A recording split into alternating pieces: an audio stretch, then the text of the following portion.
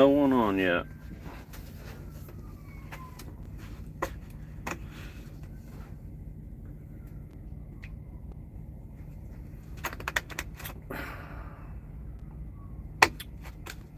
Mom is on.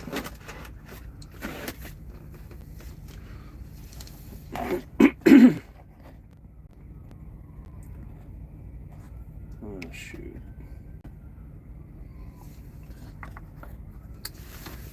You are numero uno on here.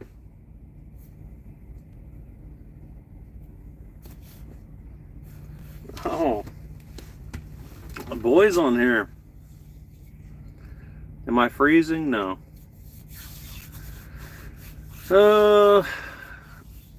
It's nice out here. It's about probably 50 degrees, something like that. So everything's, all the ice came off of my roof and we're in good shape. How's things at home? Hey, I see you got school tomorrow, Gib. Got a 2-hour delay. But B&L's got school.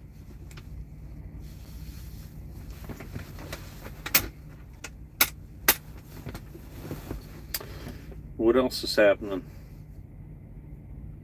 38 there. It's not too bad. It's above freezing at least. Still got much snow. It's melting, yeah. Did you get the cows fed today, Gib?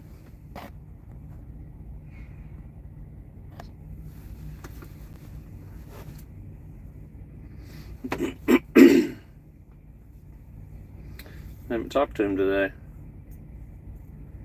Every time I harp on him about it, he always says, yes, I know. So I'm just here in Greenville, Texas still, waiting on the morning to take off. I was going to leave tonight, but I think I'll just stay here. Just leave out early in the morning, beat the traffic.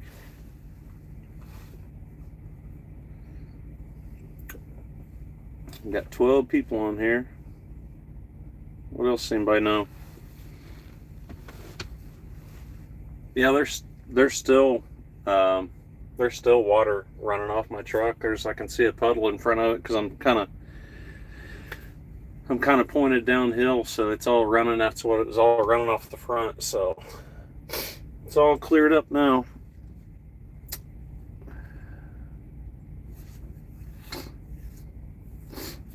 What did I do this weekend? Not much. Just kind of tidied my truck up a little bit. Watched. Gib gave me his Netflix password. So I was watching a show that it's kind of a series I've been watching. It's old. Better Call Saul. I don't know if you ever heard of that, but what is it? Lav? Hello.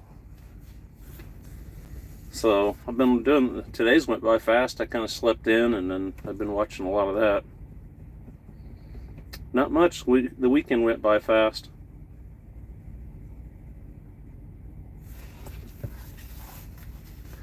What have you been up to? Oh, you watched that?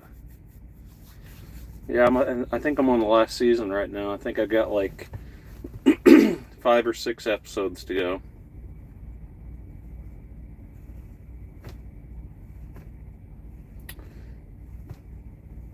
Did you watch Breaking Bad too? Evening, Kevin. Oh, wow. You never mentioned that. Yeah, that's what I did too. We just finished Breaking Bad and then I started watching that. I like it. It's good. It's a shame I'm on the last season. It took us forever to watch Breaking Bad because we'd only watch it when we were together at home. And so we finished it, and then I went on a bender and started watching the Better Call Saul. So Gib didn't like it as much, so I kind of went on a rogue mission. I've been watching it myself. Yeah, I know. It's gonna suck when it's over.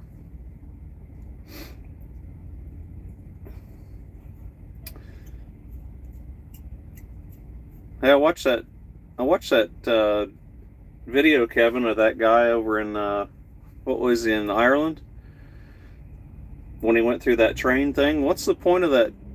What's the point of the going through that steel tunnel? I don't understand what you're doing. Are you getting on a train, or what's the deal?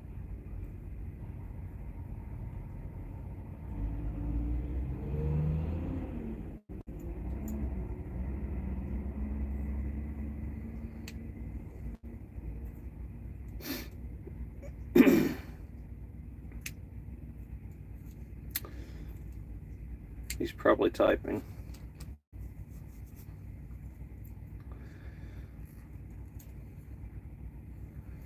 No, that's all I've been doing. Is just watching a lot of YouTube, watching a lot of Netflix, and hanging out, waiting until the morning. Ready to come home. Feels like I've been gone forever. You were getting on the train going from France to England. Oh, under the English Channel. Okay. And you've been on that before. Or you went under the English Channel? It's pretty. It looks pretty tight. That's extremely tight. Maybe it looks worse on video than it really is, but it sure looks like you're close to all the steel girders and everything. Am I close to the border? No. No, I'm just outside of Dallas. I'm in Greenville, Texas. So, not close to the border. Too many times. Oh, okay. Yeah, it sure looks like it. But he's got a pretty cool truck. Hey, what's your axle weight, since they're all single axle trucks and triaxle trailers? What's your axle weight? What can you haul on your like drive and steer axle of your truck? Since you've only got single axle trucks, I know they run bigger tires, but what like for us, it'd be 20,000, no matter what, or I think so. I think any single axle, or maybe you can, as long as you got the tires.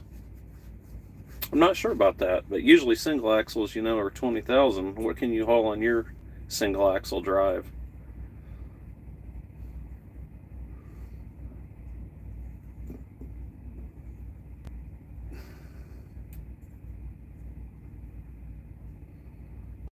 I was wondering about that. I wonder how you get your weight to space out right, being that you've only got one axle in your truck and three on the trailer. I wish we could do that here.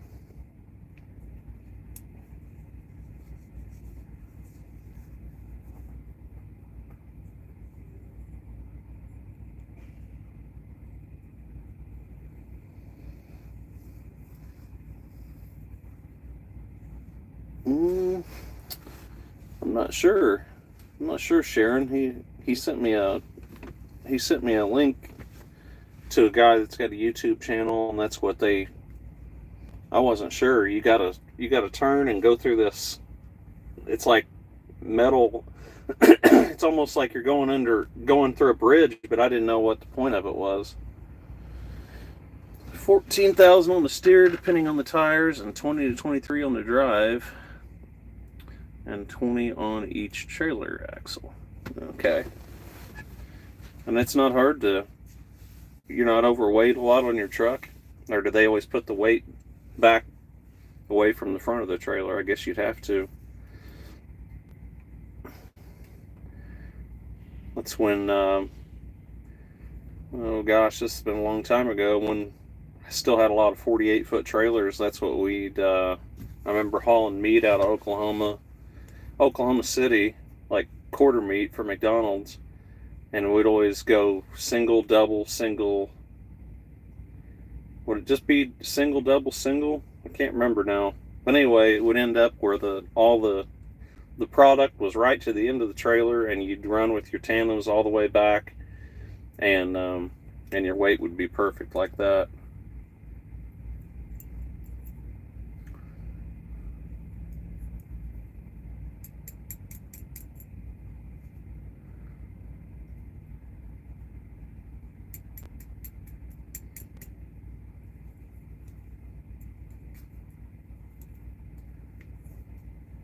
I guess that's why a lot of people now have the, I was thinking I should have, I should have painted one of those, that load I was talking about that they loaded way too far back, and I had to have my tandem slid way too far back. I need to paint a line in there right at the 48-foot mark so nobody will load past that. But like I said, in a lot of years of doing this, that's the first time that's happened,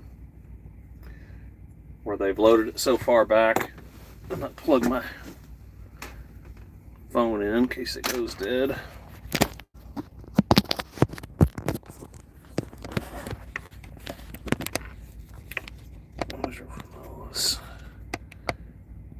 With the 48s we had. Okay. Oh, really? I see. But they were regular tandem axle trucks, though, weren't they? Oh!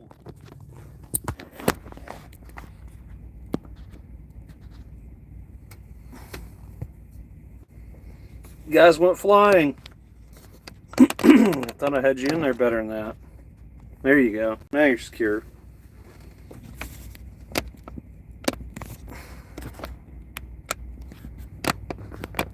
Maybe.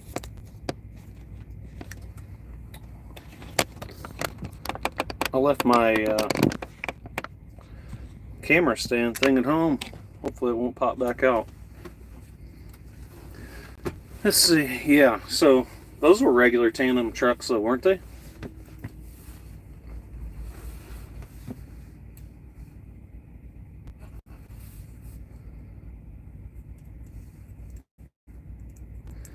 Do do do do do.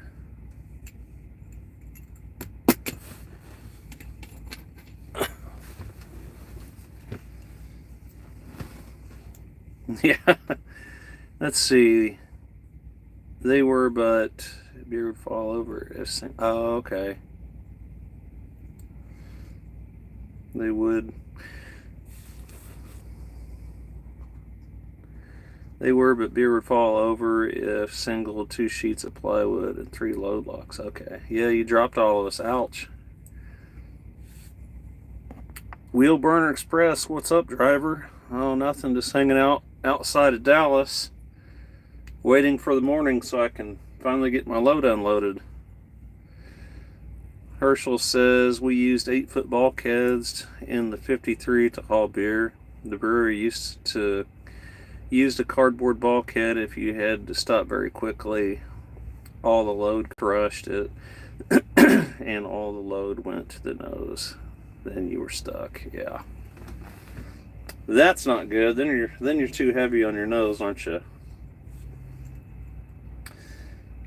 I guess I used to haul like not beer but liquor out of beer's probably one of the heaviest things you can haul, though. I used to haul out of like the Jim Beam plants. They've got a bunch of them in Kentucky. They've got one in yeah, no doubt. Yes, sir. Go around all the scales. They had one in Claremont, one in Frankfurt. They had one in Cincinnati, and I think they closed the one in Cincinnati. But we do pickups and stuff. But I never had to build any bulkheads, and they always did their stuff on slip sheets. Yeah, Lawrenceburg, Indiana.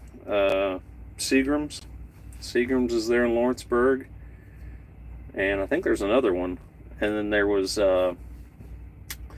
Heaven Hill was in wasn't that in Bardstown? Heaven Hill and Barton Brand, I think. And then there was one in Louisville, and then there was there was another one in Frankfurt. Anyway, we used to go to do a lot of those. They were all multiple pickups, and a lot of them would come here. I still remember where it was. It was right off the bypass. Isn't that crazy how you remember things? You go around the bypass of Dallas and you get off on Luna Road, and then I think you turn right on Diplomat, and they were there on the left. But I went past there the other day, and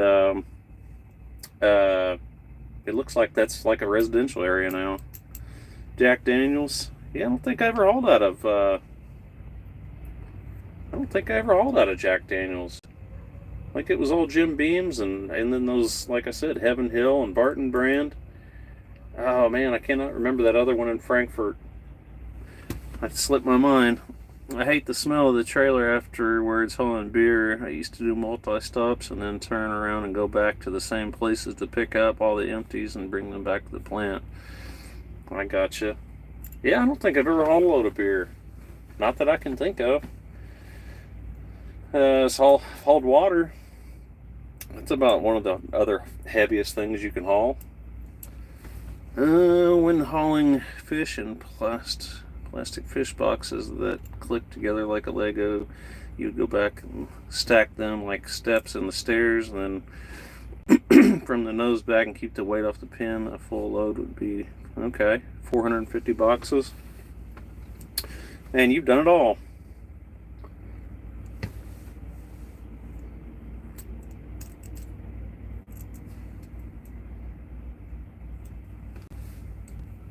Yeah, for probably however long I worked at that place. How long did I work there? About between 7 and 8 years. That's all I did was haul carbon dioxide. I never hauled anything different than a tanker. So that took a lot of my career. Then all this furniture, every load outbound is the same thing. And then the guy that I worked for before, we hauled like this shortening stuff out of Louisville, so it was the same stuff a lot. And then that's what we haul quarter meat back to Louisville. Either haul a load of quarter meat out of Oklahoma or a load of apple pies out of Tulsa. And did that for a long time. Oh, then there was a turkey place locally. Yeah, we hauled turkey meat. Forgot about that. Try marble and granite slabs in a 20-foot container standing up against the frame inside. Talk about top heavy and dangerous to turn with. I bet. You haul those big slabs in a container? I guess I never thought about that. I guess you probably haul a little everything in a container. Yeah, I bet. Those little short containers. And if they're that tall. Do you ever haul any of those high cubes, or do you just do the normal boxes? When I had my step deck, that's what I hauled a lot of those. Are they 9.6? I think that's what they call those high cubes. So I'd get to haul them with the 40 footers on the lower part of my step deck. Just haul them empty. Just, I don't know why they move empty containers from one place to another, but I used to do a lot of that. Just for if I needed to get back. They never did pay that much, but I just haul the empty containers. Usually they went back to Louisville. There's a place on down there in the not Shively, down there by the airport. There was a container yard. I've never hauled hazmat tanks, but we would haul sardines in tankers half filled with ice and seawater as they crushed it, put it in boxes. Wow. But that was it a shotgun tanker? It was just smoothbore tanker. Logs in a 40-footer laying on the floor. Talk about overloaded. Yes, your standard. And high cubes. Okay. Yeah, I didn't know they even hauled logs in a container. I saw somebody, maybe it was on YouTube, or maybe I saw it going down the road. They kind of pinch the end of them and just stick them in a container. Wonder where those logs go to. Guess another country somewhere. Gosh, it's probably... Are those containers not sealed? I thought they'd all be sealed and you wouldn't be able to see what's in them.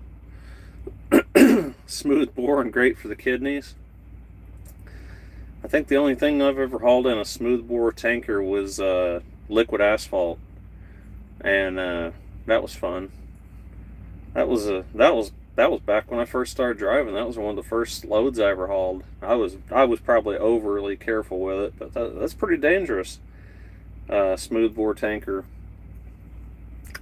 We'd pick up liquid asphalt down in Louisville and take it to a quarry there locally, right there where I live. They'd make asphalt with it.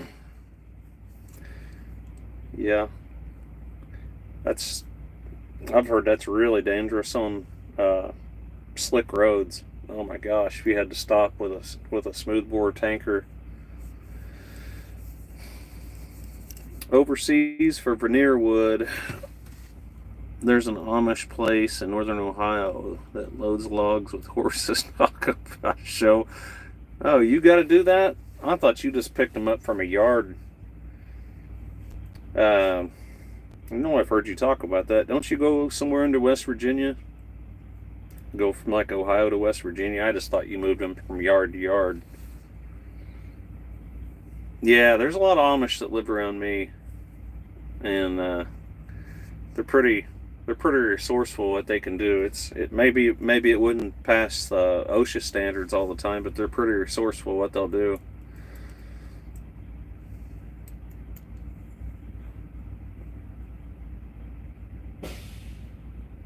The crowd I log for sends an average of 15 40-footers out every day all over the world.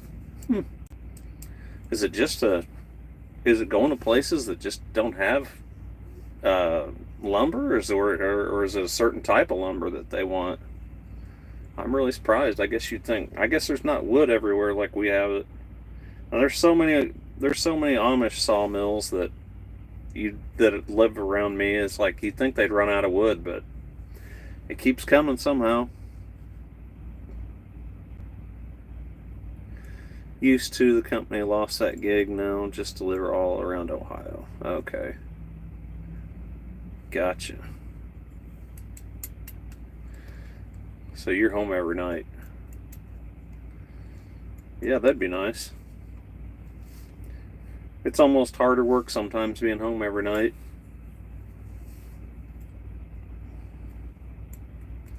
But it would be nice.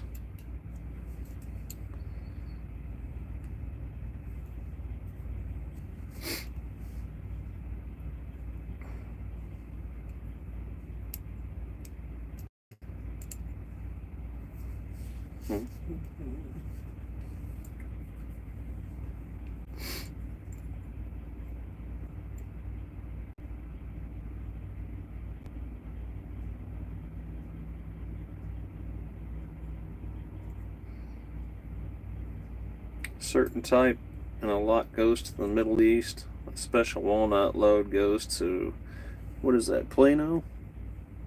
Oh, piano maker in Germany. Wow.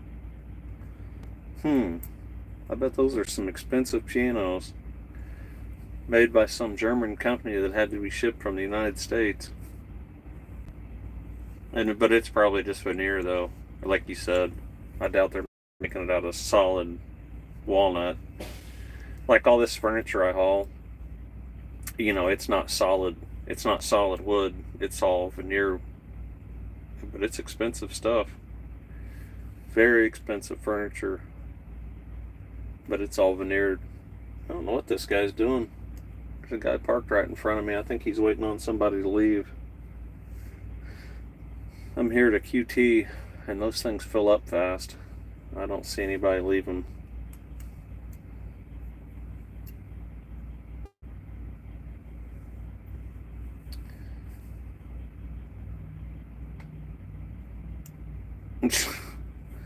The piano maker has a buyer who comes out and picks out the wood he wants to be loaded. Wow.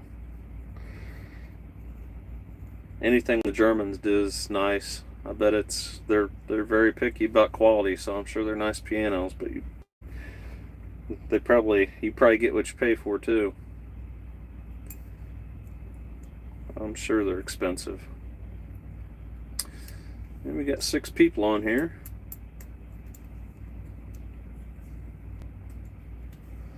What else have I been up to? Not much. Been just loafing, really. Just waiting for seems like I've been gone for 2 weeks. I haven't done anything, but it feels like I've been gone for. It's harder just sitting around than it is actually working. at least the sun's been out. Like I said, the last couple of days it's been in the 50s, so everything's all melted off and everything's back to normal. So I hope I'm going to get a good load. You know, everything's supply and demand. Everything's supply and demand, so I hope I'm going to get a good load out of here tomorrow morning. Because I'm sure a lot of the stuff they would have normally shipped out Thursday and Friday didn't run, so things should be backed up, I hope.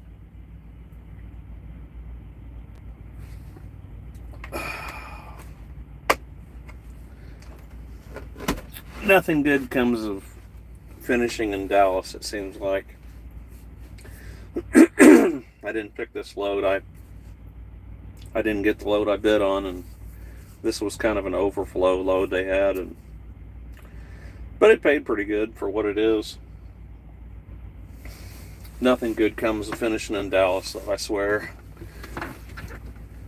The loads are probably, I don't know, at least $1,000 cheaper than they are finishing down south. So that's what I say whenever a deadhead take it long. Normally I don't, though. I mean, San Antonio, if I finish in San Antonio, I'll almost always deadhead down to Laredo, because even those are crazy amounts of money different. What else people know? I don't have much to talk about. You gotta keep on feeding me questions.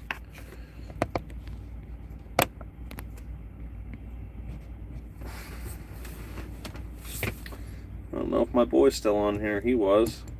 He probably just got on here for a second and then got off.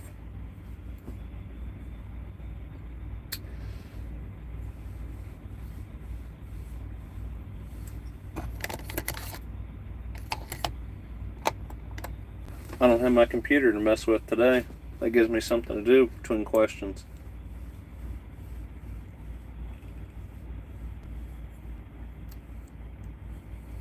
I wish I'd brought some tools with me.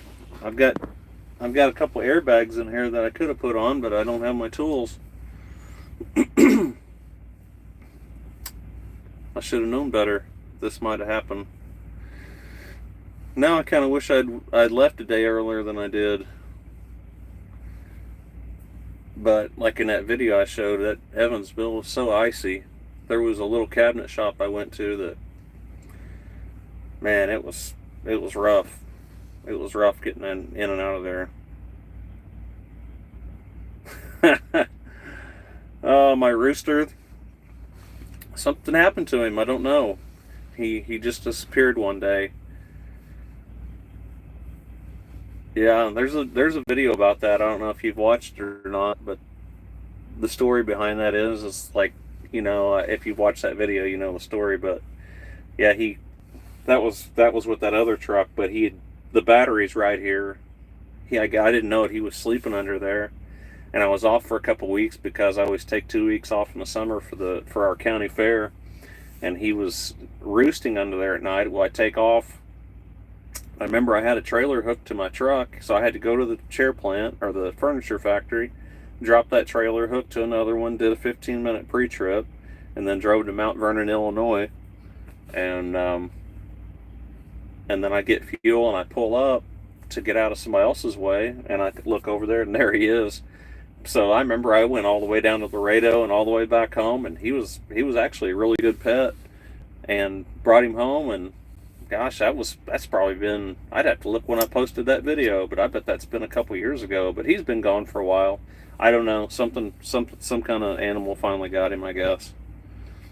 Not sure what happened to him, but he was a good pet.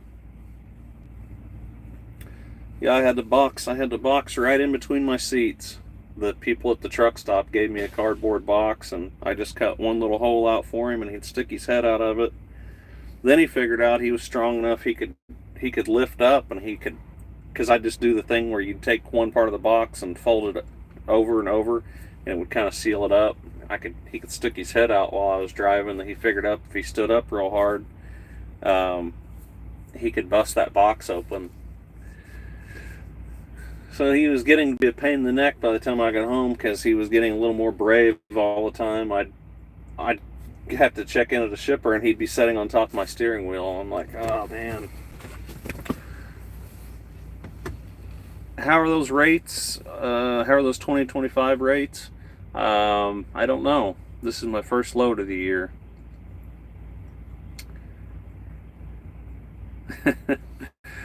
But I think they're going to be good. I honestly, I don't think they were. I don't think even 2024 was that bad. But like I say, I'm lucky because I've got good rates at least leaving home every time, and then but yeah, I mean they suck compared to what they were. I'm not going to lie. There was at one time when they got bad. They have recovered a little bit. Maybe mid 2024, I was making twice as much money. I was making twice as much money on my backhauls back in 2021 than I was in 2024. So that'll tell you how. I mean, it was just it was easy for anybody to make money back then. And so yeah, when you look at it like that, yeah, the rates suck right now. But that's the good thing about tracking your numbers and everything, because it kind of seems like I had a stale year, but then when I did my books, they're not bad. I just work a lot less. That's why it seems like I've got less money coming in. I was always doing 110 to 112 every year. And I know that sounds like pretty low mileage, but when you're doing somewhere between, usually about 15 stops, it takes time to do all that.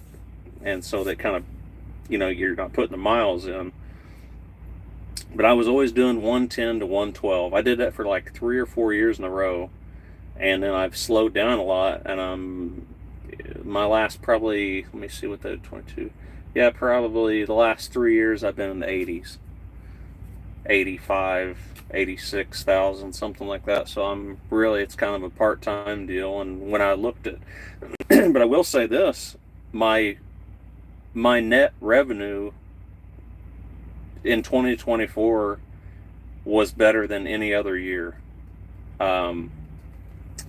Maybe it was because, and a lot of it depends on tires, because my maintenance costs are going to be a lot to do with my tires.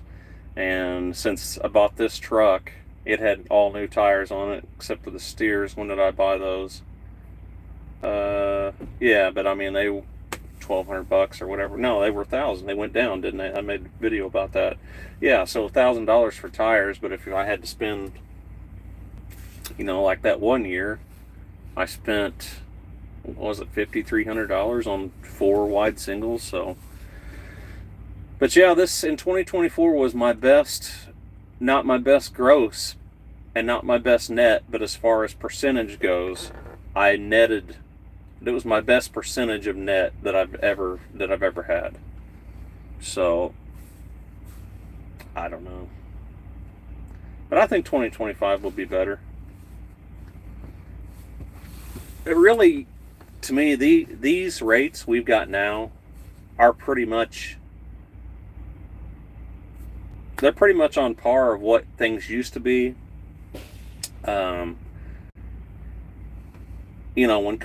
When we came out of COVID, the rates really sucked during COVID for those 3 months. And then when we came out of COVID, just things skyrocketed, so you had, what was that? March, April, May, probably June or July of 2020, things started picking up. And then all of 2021,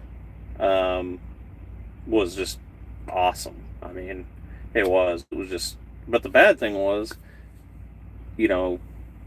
equipment was through the roof high. I should have sold everything I had. I was actually thinking about it. I was thinking I should have just sold all my equipment, sold it for twice what it was worth, and then when everything slowed down like it did this past year, I could have just got back in it. But I didn't. And it is what it is. I mean, I'm still making really good money and all that. So, but I think things are pretty much on par what they usually are. I thought things were pretty good, like back in 2018. For instance, the rates coming out of California are about on par right now what they were coming out 18. But like in 2021, that's when I was going to California a lot. I could have made twice the money then as I could now coming out of California or Laredo, probably anywhere really. So we all just kind of got spoiled, and things are really back to normal. The bad thing is everything else has went up. That's the bad part, is the inflation of everything, parts, fuel's not too bad right now, but everything else, your tires, your parts, license, or your base plates haven't went up too much. That's stayed about the same, but probably parts is the main thing that's went up. Parts and once I was going to say tires, but they're back down. So yeah, I mean, anybody can make a good living trucking right now. And if it was me, if I didn't have my furniture to do, what I would do is I would run the shortest hauls I could for the most amount of money. Like if you have DAT, they've got the different things you can click through, like shortest deadhead, newest load. What's the other things? Highest rate. What I would click on is highest rate per mile, and I would just try to run that short stuff where I'd try to make, try to run that 800 to $1,000 a day for the shortest miles you can run. That's what I would do if I didn't have my furniture to do. Anybody got anything else? That got me talking for a while. But I don't know. This would be my first trip of the year, and we'll see what I can get out of Dallas. And really, bad winters are good for rates, because in 2014, that's the year I got my authority. That was a good year because if you remember back in the winter 13 going into 14, we had a really bad winter that year. It got cold. I was going up into Chicago a lot, and I remember they were having to haul snow off the interstates. They had, like, when you have a ramp, and then the interstates here where they come together, and you've always got that triangle piece of road right there, and they keep pushing the snow into it. They were having to haul that snow off the interstate because they had ran out of places to put it. And I think that really slowed down trucking, and it's like the whole year it never caught up. So 14 was a really good year. How old is too old for a dry van? Oh, well, I don't know. A lot of people won't load one if it's over 10 years old, and that's from build date. So there's always, you always got your plaque on the side of the trailer. And they'll go to the month. I was hauling auto parts years ago, and that's what I had, a trailer that was coming up on 10 years, and it's still that other one I've got, the one with the nose cone on it. It's a 2007, but it was built I remember it was built in October of 2006. So I hauled auto parts in that thing right up until October 16, and then they wouldn't load it anymore. So you're probably better off. I mean, if it is, the good thing about that right now is equipment. You can get really good deals on it. And dry vans is kind of an odd thing where you're almost,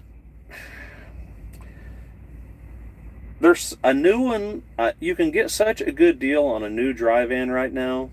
I'd almost be looking in that direction, unless you were really, really tight on money. I've kind of thought about that myself, because my vans are getting a little older. This one I'm pulling is a 12, and then my other one's an 07. But that's probably the nicest 2007 van you will ever find. That thing has been really taken care of. I've had it for a long time. I've went through it. It's hauled furniture most of its life, so it's not had really super heavy loads in it. And but my recommendation, if you do get a van, make sure you get one that has logistics posts. It's metal lined, and it has a aluminum roof. Don't get one with the plastic, whatever you call it, translucent roof. And don't get one with wood in the side of it. I know you can get a heck of a deal on them, but a lot of people won't load them. You're better off spending the money. Like I said, make sure you get one with logistics posts, metal sides, and a metal roof. And I would not, there's no way in the world I would get one with a translucent roof or wood inside of it, because people do not want to load them. Any kind of food product or anything like that, they won't load in one of those.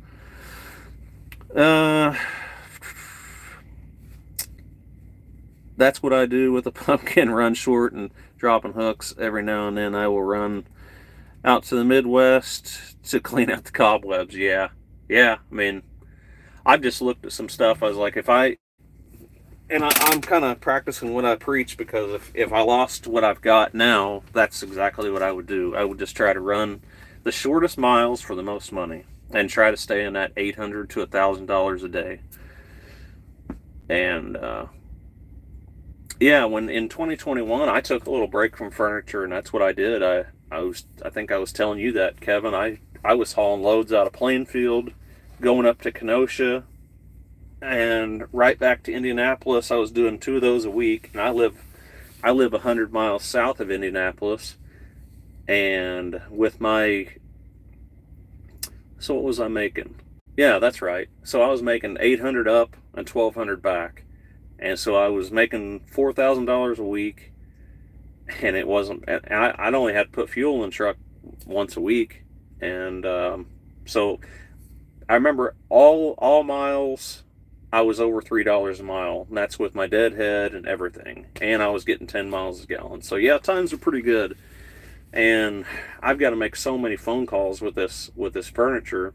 I mean, it was like it wasn't even work. But they were heavy loads. They were heavy loads going up there, and then just whatever coming back. But they were all.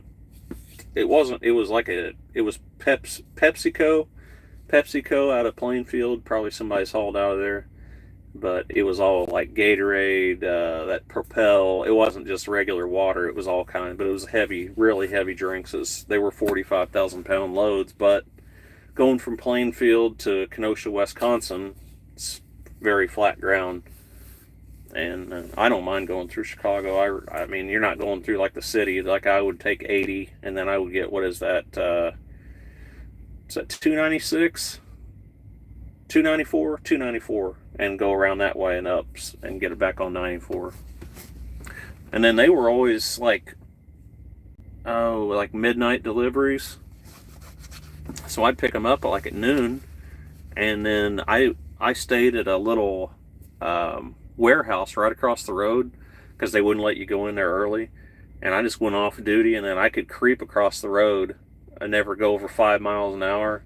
Check in, go to my dock, take them a few hours, whatever, to get you unloaded. And then they had a big gravel lot inside the thing, and I would just always creep around, never go over 5 miles an hour, sleep in that gravel. Then when I'd wake up, I'd just find me a back haul, go back to Plainfield or Indianapolis, occasionally go back to Louisville. But I really didn't like to go. I kind of like to stay in that Indianapolis and just go back up. But I did that for about a month, and it wasn't even like work.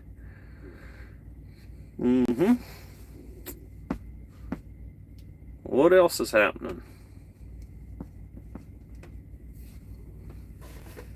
It's starting to get dark here.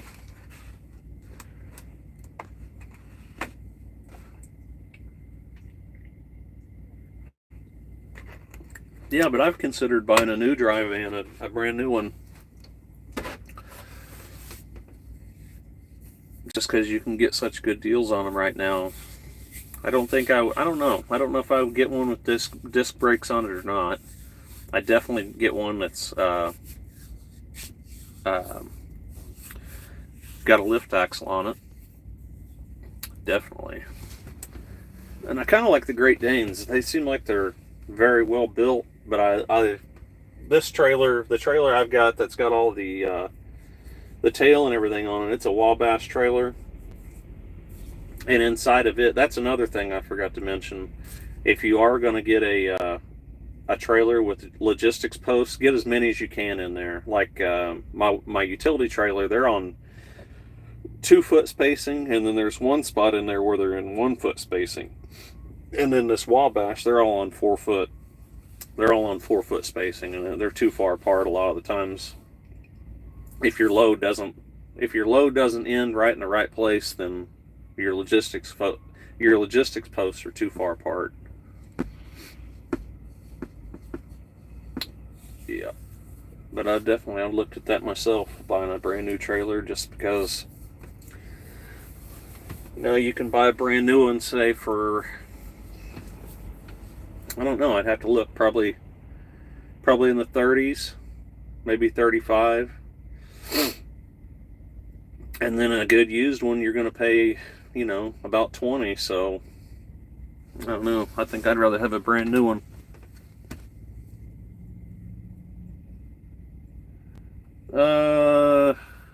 Since the tail fin is not an option anymore, how would you set up a trailer for fuel mileage these days? Well, the video I made. When did that come out? Friday. That's what I've decided what I'm going to do. There's a place called Transtex, and they sell a full aerodynamic package, and that's what I'm going to put on my other trailer. I've got one trailer. My other trailer, my utility trailer, it's got a nose cone on it, and I've moved the license plate into the bumper and put the flow-through mud flaps in it, but I don't have any skirts or anything like that. They've got the skirts that go on it, the diffuser things that go on the side of it, and then they've got a cap that goes over the top of your rain gutter. And that's who I'm going with. It's a place called, actually, here, I've got it written down on my pad here. It's called Edge Elite Aero System. And you're supposed to, if you put, as I said, Mesilla Valley Transport in, where are they out of New Mexico? They've got a big test track, and they do a lot of independent testing for things like aerodynamic systems, and they picked up just over a mile a gallon with that system. So that's who I'm going with. And you don't have to worry about the tail or anything like that, which it doesn't bother me, but I can see why fleets don't want to run the tail, because if you're not careful, you can back them into a tree or anything like that. Then I don't know why people won't open those things. You go down the road and the tail's closed more than it's open. A lot of times you see going down the road, and I don't understand why. You can't see them going down the road. I love mine. I tried to buy, sorry about that. I tried to buy another one, but Stemco had quit making them. So I talked to somebody on the phone, and I don't know if you can get replacement parts for them. I thought about trying to build my own, but if I can pick up a mile a gallon with that other system, then that's the route I'm going to go. But they're in Indianapolis, and that's who I'm going with. I don't know what the price of it is or anything like that. So if I put lift axles on my trailer and then put that system on it, we ought to be really doing good. I don't know. I'd say at least if I put a lift axle on a trailer, I'd say at least you're going to pick up a half mile a gallon, maybe more than that.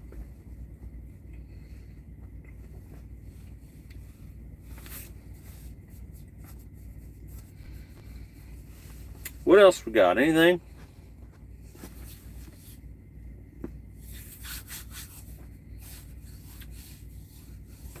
I'm going to have to turn the light on pretty soon.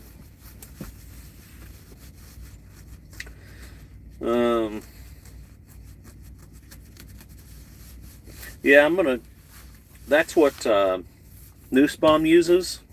That's a system they've got. And they've got those longer skirts, and then they run the wide singles with either the zero offset, or what you can do, and I did this, is I bought those 2-inch offset wheels, which they would stick. Well, why they do that is because if you're running wide singles, they stick in a lot farther than duals do.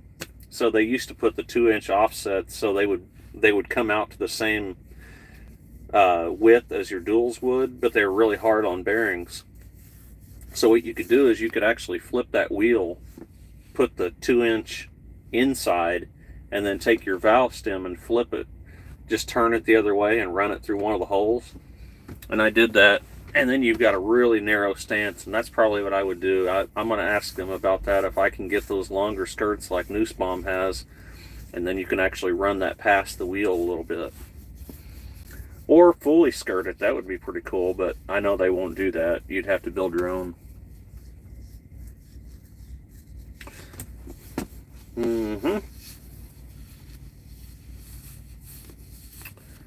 What else we know?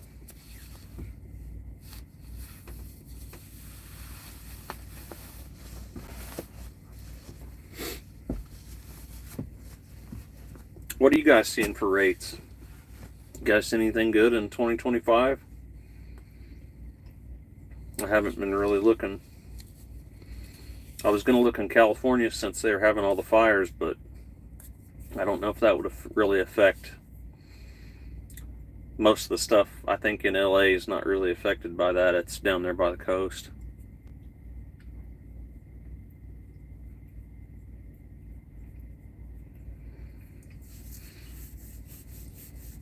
No, Kevin said, do you run the paper air filter or Fleet Air? I run the paper one. I don't know why. I guess I just don't want to mess with it. I don't know how much it would pick up. And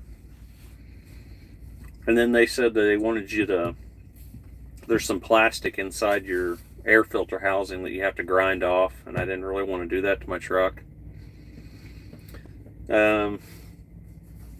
I don't know. I never really have been that interested in that filter, so no, I still run paper filters. And I haven't ran, I've always wanted to get the bypass, but I thought I can do such long oil changes with this truck already. What's the point, other than the sampling part of it? And I guess you got to run that. I guess you got to run the return line back to your oil pan, huh? Do you have that on your truck? Do you have that on your old Wally World truck? I never asked you about that.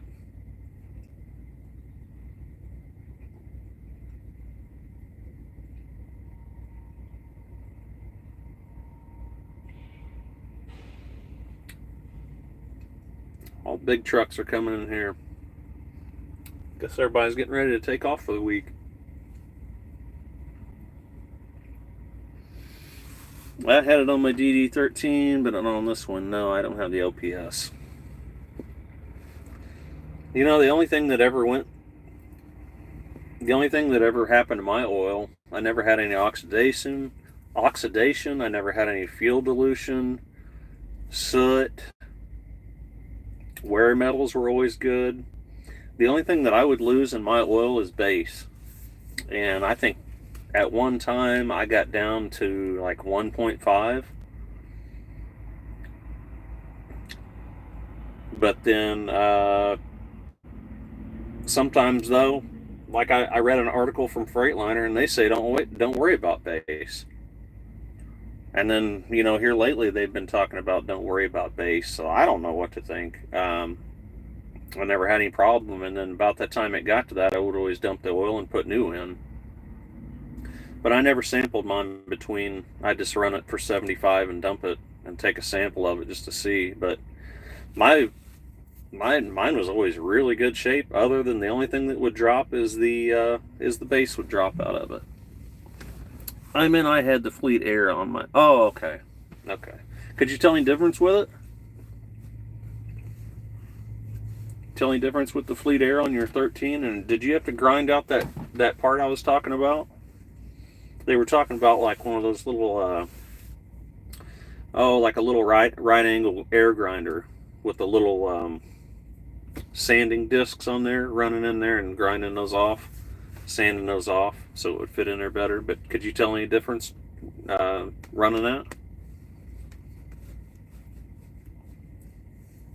I figured that filter would fit both trucks. Maybe the 13 and 15 have different air filters. I don't know.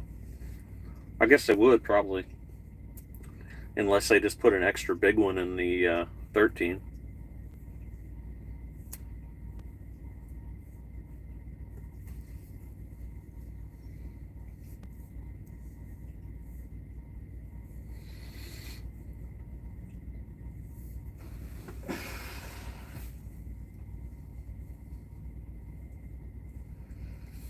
Outside of speed and fairings, have you made any modifications to your truck? No. The only thing that I've done to this truck since I've had it is I put the flow below on it. Which, let's face it, I mean, you're not changing the world putting the flow below on there. It helps. It helps a little bit, and that's I've heard other people say this, and it's just the truth. You're not going to get super good fuel mileage from one thing you change. It's 10 things that you change, and a lot of that is driving habits. I mean, like this truck, for instance, just thinking about it. But as far as the truck is pretty stock. I put the flow blow on it, but like this trailer has full skirts. The flow blow on the trailer, and the fly swatter mud flaps, the tail, running, and another thing, running having the gap as close as you can together, the truck and trailer. I'm going to turn my light on, aren't I? There we go. But no, truck's just a stock truck, and it's actually, if you talk to a lot of people, it's really not spec'd very well. This is, I'm always, when I buy these 5-6-year-old trucks, you're 5 years old behind the times. There's something better out, but I don't know. If you run a truck slow and you don't idle and you do all the stuff we talk about, you're going to get fuel mileage. You're going to get good fuel mileage. Hello, I may be asking a stupid question, but what do you think? What if you cover your cross members under the truck and make it like the top of your trailer and make it smooth? Oh, make your trailer like that? Yeah, there's people that have done that. Of course, that's what the skirts are doing. No, that would work too. That's a lot more work than putting skirts on, unless you've got, say, like these skirts that I've got are the trailer blade, and what I like about them is I have to go down a lot of steep docks. And so you've got, on the trailer blade, you've got 24 inches of solid material, and then you've got an 8-inch strip of rubber. And there's been a lot of times where, I'm that close to hitting that solid material. So if you're in something where you're going to tear them up, then yeah, you'd be better off. But when I remember years ago, that's what people would do, is they would take and cover the whole bottom of your trailer. It'd be a lot more work than putting skirts on, but that's what you're trying to do. You're trying to get the air from hitting the cross members, and you're trying to keep the air from crashing into your tandem. So you're just trying to make your skirts as straight as you can make them. How they always angle them like this, you're plowing that air out of the way. That's how they were when I first got this trailer. I moved mine out to where they're just like, I think I moved them in maybe 8 inches. And what it is, so like, say you've got your flow below right here, and I've got it'd be like this. And then I've got my skirt right here, where it's coming off of this, and it's just shooting down so you try to make everything as straight as you can while you're cutting through it. You can't really push the air out of the way. You need to just try to slice through it as gentle as you can. I put it on one day on the 13. Oh, you put it on day 1 on the 13, so I really couldn't tell. You could hear the turbo more, and the 90-day was 9.2 when I sold it. That's pretty good. That's really good. Yep. Yeah, that's what I've heard before. You can hear the turbo more. I don't know. I guess I just didn't want The filter, I always thought about the filter kind of the same way as that Evans coolant they were preaching about forever and ever. I kind of always thought that was a bad idea about running your engine at such high temperature, and I think that turned out that didn't turn out so well. I think a lot of people, maybe not a lot of people, the people that did that, they were putting electric fans on their truck and running them at really high temperature. I think some people lost engines over that. I don't know. I never thought that was a very good idea, and that seems to have gone along the wayside now, so I guess it didn't turn out to be a very good idea, but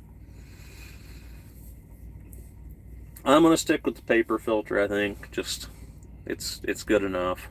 I think what you'd be picking up with it, I don't know, what do they advertise? A couple tenths? I mean, that's worth it, I guess, but I don't know. I'm going to stick with the paper filter.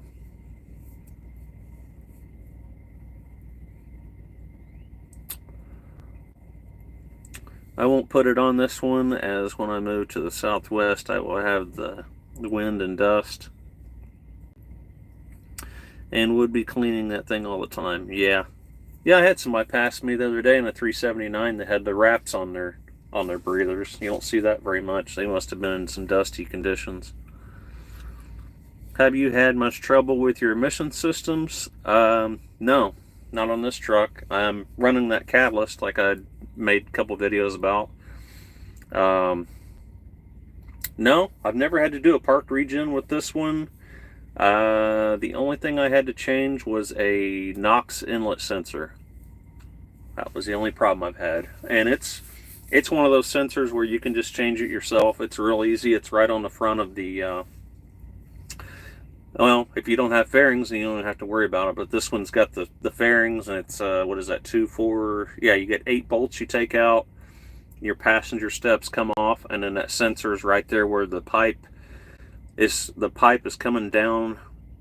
The first thing that's coming into your DPF, there's a sensor right there, and so it's reading your NOx level as it comes in, and then the electrical connection's right on the front of the one box. And it's real easy to change. And I think it goes through so many key cycles. What is it, 30? I don't remember. 20 or 30 key cycles, and if everything looks good, then the mill light will go out. I didn't have a check engine light. My mill light was on. And I think it was my keep trucking, or my motive, is what told me what was wrong with it. So I guess something electrical went wrong with it. But no, knock on wood. That's what I always do. I don't want to say I've not had much problem with that, other than that sensor. And they've actually got a core on those. They want the sensor back, and I guess they rebuild them. So gosh, I think that sensor only cost me like $150 or something. And like I said, you don't have to have a computer or anything. You can put it in yourself, and after so many key cycles, the light will come off.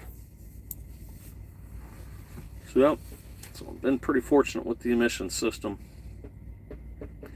but I don't idle either. That's the killer of this. I mean, you do not want it with an emissions truck. You do not want to idle your engine. That is the killer of it. Definitely. Hey Kevin, did you get your OTR tool in the mail? You tried it out? I guess you haven't had your truck on the road this year, though, have you? But did you get that thing in the mail? Forgot to ask you about that.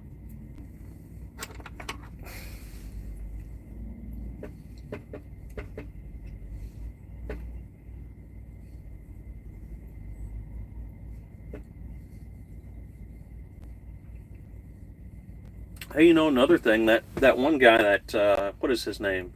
Chad Hone, the guy that, the guy that does the MD alignment stuff, and he's moving to the southwest somewhere in Arizona, isn't he?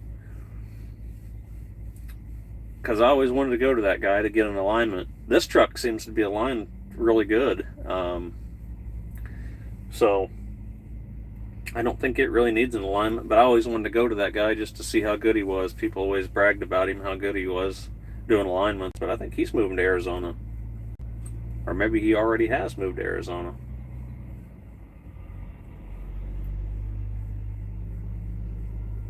It's a nice truck. It's an old Peterbilt from the, I don't know, when do they change the door handles? It's still got the old door handle, so it's got to be, what? When they changed those, like 2000 or older?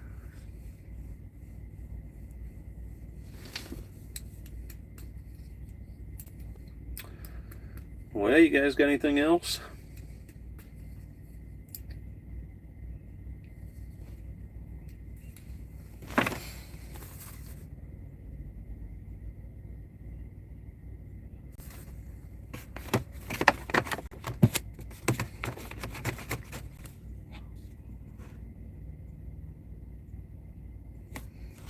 Oh, that's right.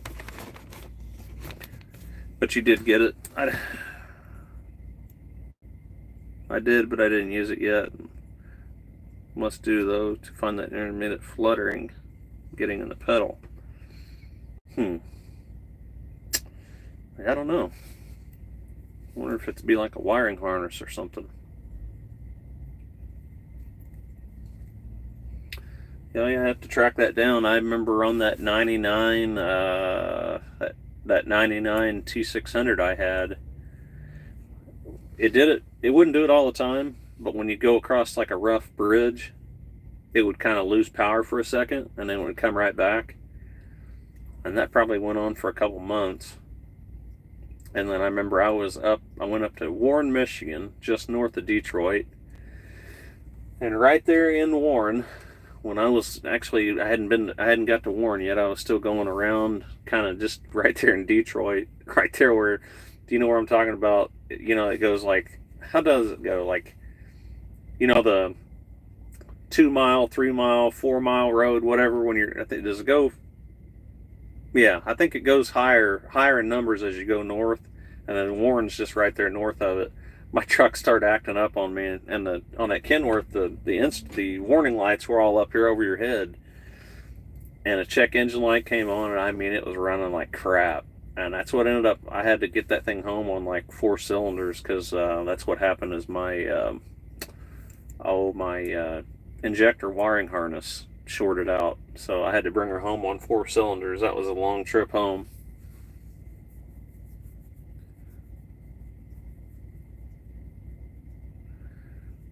I believe it's when I'm doing passive regen and might be related to EGR actuator.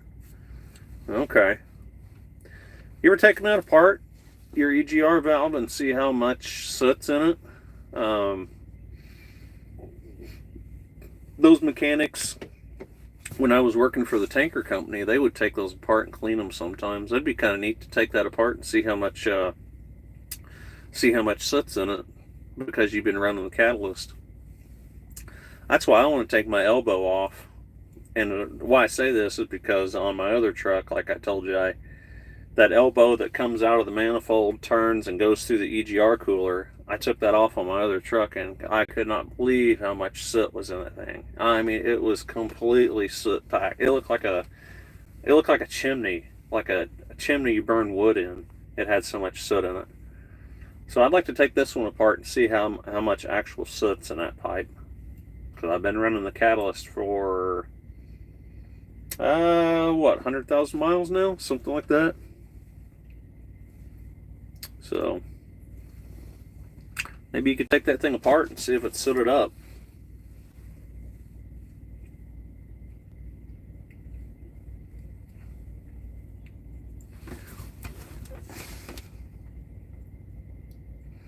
Yeah. Yeah, that's the good thing about running for your buddy there. You can take your truck apart and... Does he have a shop you can put it in? Man, that'd be my dream. It'd be my absolute dream. This will never happen. But I mean, if money... I don't want to do it at my house because I don't want to take up the space.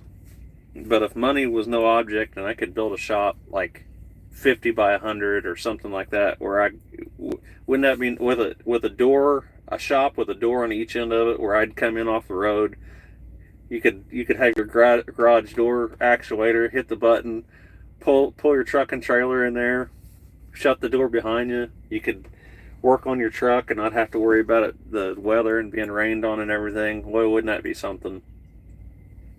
But it sure be nice to have a truck or have a shop you could pull your truck into and work on it and not have to worry about weather and rain and everything. But maybe if they got a shop you could pull it into and work on it.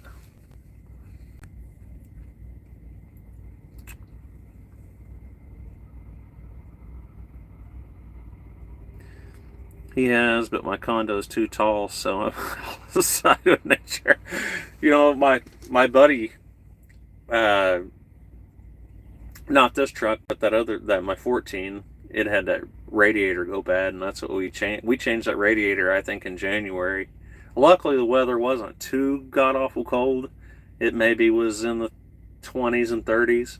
Wasn't that bad, and it wasn't snowing or anything. But yeah, because that was my last trip. I remember I hauled a load of fertilizer out of Michigan. It was bagged fertilizer. I don't know why I remember this stuff. Probably anybody that drives a truck remembers this stuff. But I'd hauled a load of bagged fertilizer out of Michigan. I think it was Michigan, or was it Ohio?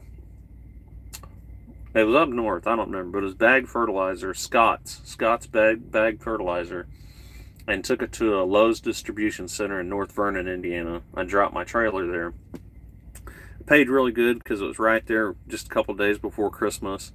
And when I dropped my trailer in the yard there, I was like, you know, it has that smell, and it's like I smell antifreeze. And it wasn't as bad a leak as what I thought, but it had blown into the fan, and it was just everywhere. And so I got it home and started it up, and I found where it was leaking, had a hole in the radiator, just a pinhole. And me and a friend of mine went up to Indianapolis to the Freightliner dealer at Stoops and got a new radiator and put it in. But he always called it the big shed. He out there in the driveway, he always called it the big shed we're out here working in. But luckily, part of my shop has a wood stove in it where, you know, at least we could go in there and warm up. But yeah, that was fun getting that out of there. If you have to, weren't you talking about you had to change a charge air cooler or something? But what I ended up doing is I've got a little Ford Ranger, so I dropped the tailgate on it and took some of the padding that came in my new radiator. It comes with those like insulation bags, backed it up, put the cushion down on my hood or on the tailgate, took the hood restraints off and let the hood lay down on the bed of the tailgate of my truck. And then the good thing about Freightliner, at least, is you can take off your air conditioning condenser and lay that up on your hood. You don't have to break any connection or anything. And so we left the charge air cooler and the radiator together. I had to get my body in there, and I mean, my toes were like hanging onto a piece of metal, lifted that thing, and then two of my friends were out there, and we were able to get that out the side of it. But if you had an overhead crane or something like that, it wouldn't even be a job. I'm going to buy a canvas garage from Harbor Freight so I can nose it into it, run my kerosene heater. Yeah, even that would be nice. Yeah, that would even be nice. I'm looking at one of these guys. I think, what is that? The Southern Pride, I think. That's got one of those giant trucks. The big old house on that thing, and they've got some kind of something for an airport somewhere on there. I mean, the truck's almost as long as their trailer. They've got a tandem double drop, so they're really not hauling much weight.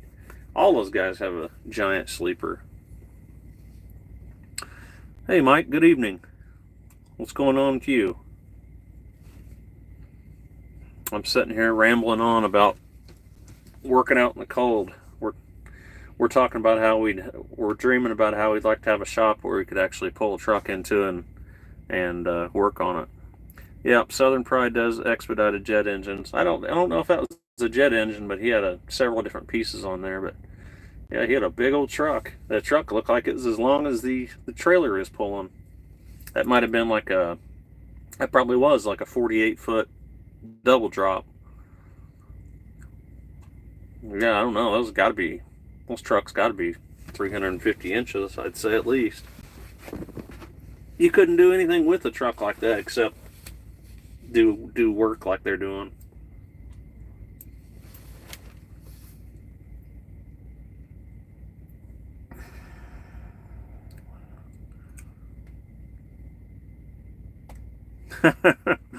You just want a shop all the race cars can fit into? Yeah, there you go. Yeah, reliable. Those orange trucks. They're kind of Schneider orange. What do they haul? They do, what do they haul? They do van work, don't they? Oh, that's right. That's right. I remember you saying, yeah. I have to do the front engine cover as the oil pan has pushed the rubber gasket up into the cast material of the cover and it leaks oil. I have a pig blanket pushed up under to soak up oil. So you're going to have to take the radiator out? You said, oh yeah, you are.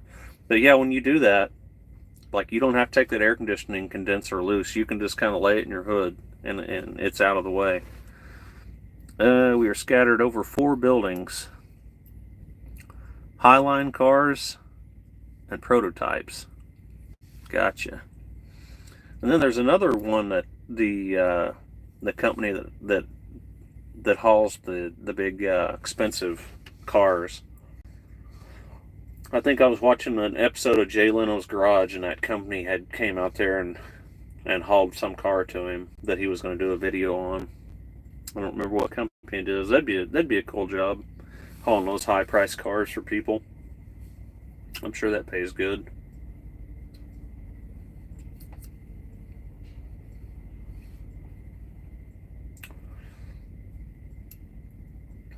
But yeah, I didn't want to, that summer, would that have been, let me think what year that had been.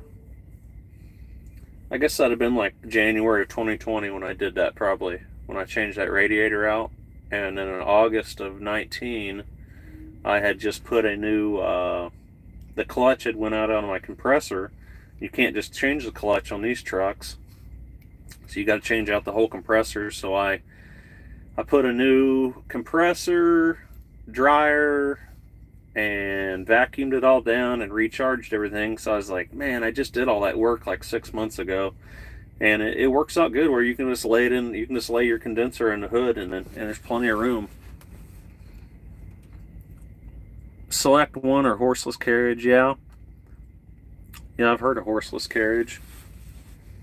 Seemed like the other one I was thinking of, and it may be Select One, has like blue and pink writing in their logo.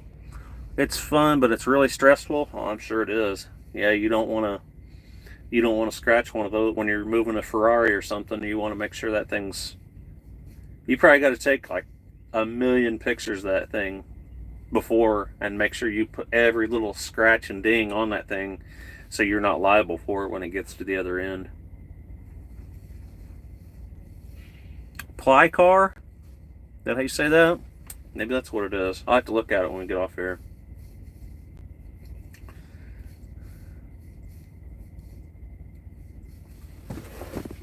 Yeah. Yeah, I'm sure those people are very picky. I would be too if I had some $1 million car. It's crazy what cars go for now. I couldn't imagine the insurance. The insurance you got to carry to haul those kind of cars. I mean, I don't know if you could switch your insurance on the fly or what, but I mean, my gosh, look at the cargo, your cargo insurance you'd have on those things. Those are all the big enclosed carriers, yeah.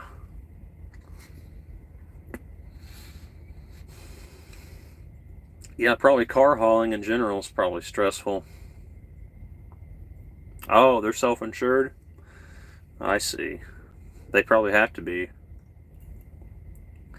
So they're pretty good shape then. They probably got, I wonder how they got started then. Some big investment banker or something started those companies, because you got to You got to have a ton of money to be self-insured.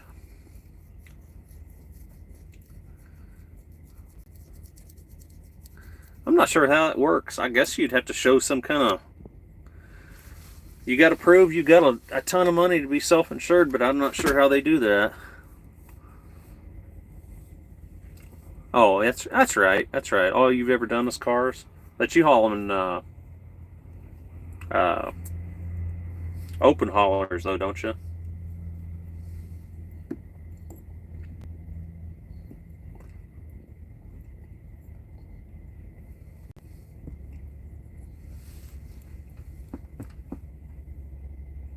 Oh, okay. They didn't start as self-insured. They built up from there. I know you told me. Where are you from? I know you're not that far from me, aren't you? Was it Ohio? I can't remember now. Oh, that's right. Bowling Green. Now I remember. Yep, you haul at Bowling Green. I remember now.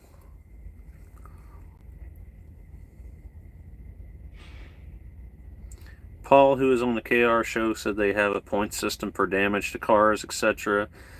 And your eligibility to haul loads is based off of that. Oh, okay. Northwest Ohio. Okay, I was right. I thought you were from Ohio, but you haul out of Bowling Green, Kentucky. Yeah, I'm sure. So, if you're somebody that has a whole bunch of things against you, they'll just give you the Kias or something that they won't give you the good cars.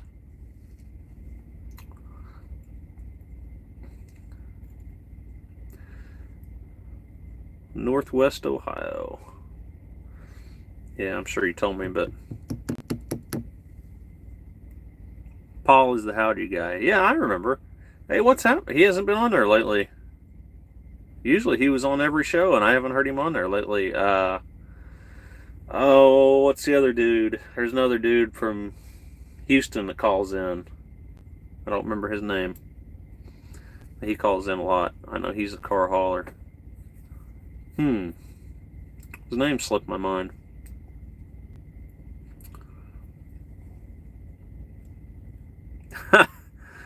Duesenbergs? You've hauled a Duesenberg before? Wasn't the Duesenberg brothers from Indianapolis? I think that's where they were made. I watched a thing about that on Jay Leno's thing. That was pretty cool that they're somewhere. I think they're from Indianapolis, though, or they were from Indianapolis. Yeah. Gosh, you'd almost have to put one of those. That's probably a several $1 million car. Right. You probably got to put those in bubble wrap.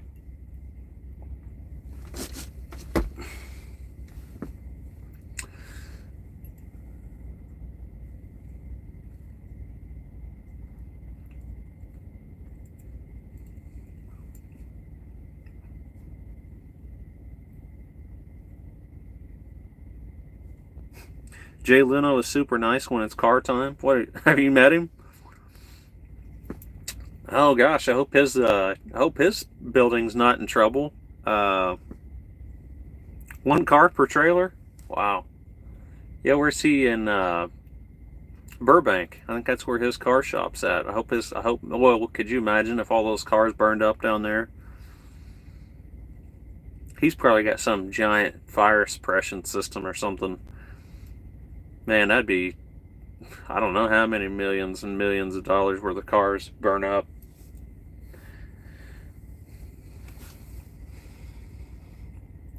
Oh, he's got more than one warehouse. I thought he just had one giant one.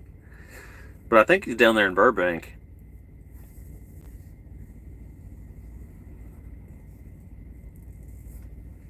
Maybe the fire's not that close to there.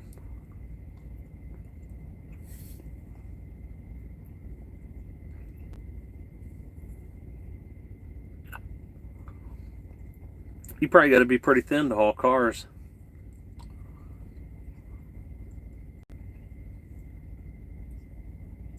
I got a buddy that haul. We used to pull tanker.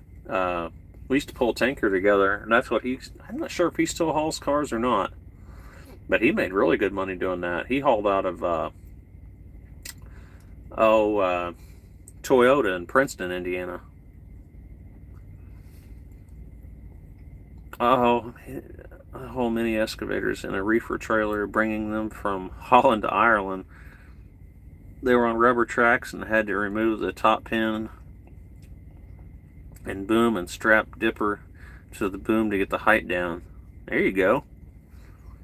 Yeah, I haul a load of. There's a Kubota plant outside of Atlanta, and that's what I hauled a skid loader, a couple skid loaders, some implements, and then a little it's like a loader, like a wheel loader. And I'm surprised they would haul it on a dry van, but they did.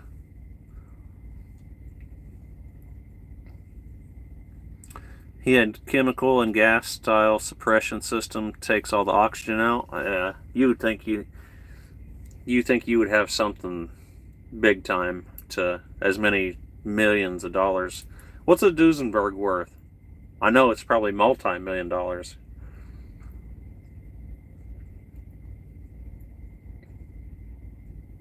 I think that's one of them. He was telling a story about he found a Duesenberg in like a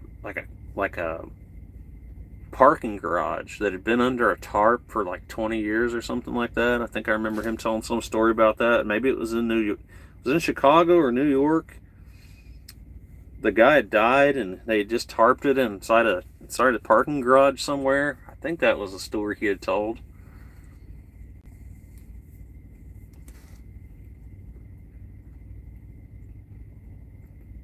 Oh yeah, 5 million-ish, depending on options and past owner. That's probably a big thing. Who owned it before? You're right. I bet that makes the what it's worth go way up if somebody famous had one. Okay, so that was a Duesenberg, the one that was walled off on the second or third story, and it seemed like he said there was only one bad part of it where water or something, a stream of water was falling on it for all those years. But isn't that right? It was in there like 20, 30 years. It was in a parking garage. Seems like that was what he was talking about. I like his YouTube channel. His car. He is an encyclopedia of knowledge when it comes to all those cars and motorcycles. He probably knows more about motorcycles than he does about cars.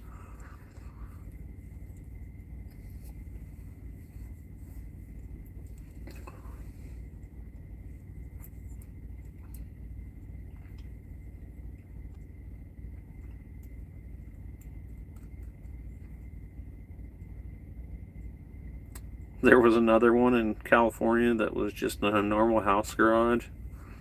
Wow. Yeah, isn't that crazy? That's a good thing about Southern California is it never rains, and it's you don't have all the humidity and everything, and cars will just last forever if they're put in a garage out there. If I could go back to my younger self, I would tell me to buy all the 90s 379s. I could sit on them for 20 years and sell them for a savage profit. Yeah, that's no kidding.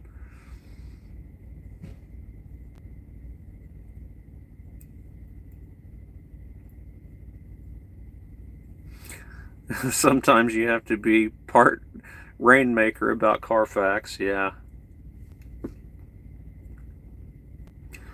Oh, the dry rot's horrible out west.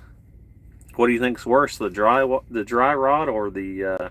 What do you mean? Just as far as anything, any kind of vinyl or leather or tires wouldn't be a big thing, but just the interior of them, they probably dry real hard. All the dashes of them. Probably a lot of it depends on if they've got sun on them. Oh, Rain Man, yeah, yeah. I was thinking there was some movie about Rainmaker where he was, but yeah, I know what you're talking about.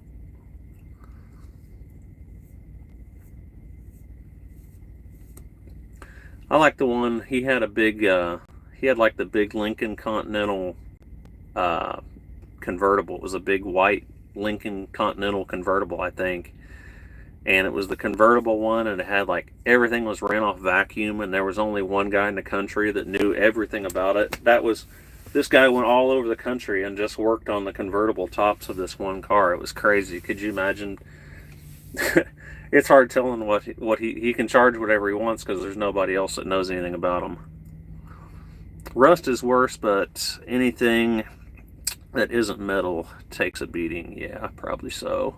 Well, it's crazy. Well, well, you've been out there, Kevin, but you go out, especially Phoenix. It seems like you'll see a car that's 5 years old, and if it's set outside, I mean, all the paint's burned off of the hood and the top of it if it's not protected. Yeah, it was something like that. It was like I know it was an old Continental, a Lincoln Continental. I'll say goodnight to you. I must get up. get up a stupid clock. Got to get up early again, huh? Well, thanks for coming on here. We'll see you. We'll see you on down the road. Thanks for getting on here tonight. Being part of the live stream. Been on here an hour and a half. 62 Continental, but yeah, I think that's what it was. I know it was white. That thing was a land yacht. Oh. But this one guy, he was like the wizard of all that stuff. No. It wasn't on vacuum. It was all on relays. It was all electrical. It was all relays that it would run off of. That's right. I was thinking it was vacuum, but it had like, I forget how many different relays in it that all had to work just right. And this guy, he was like the car whisperer when it came to that certain car and that convertible. I think they only made them for a couple years or something.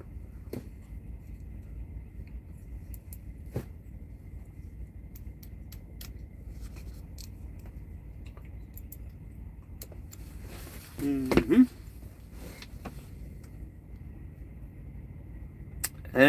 You have any experience with local in-dump tractor trailer?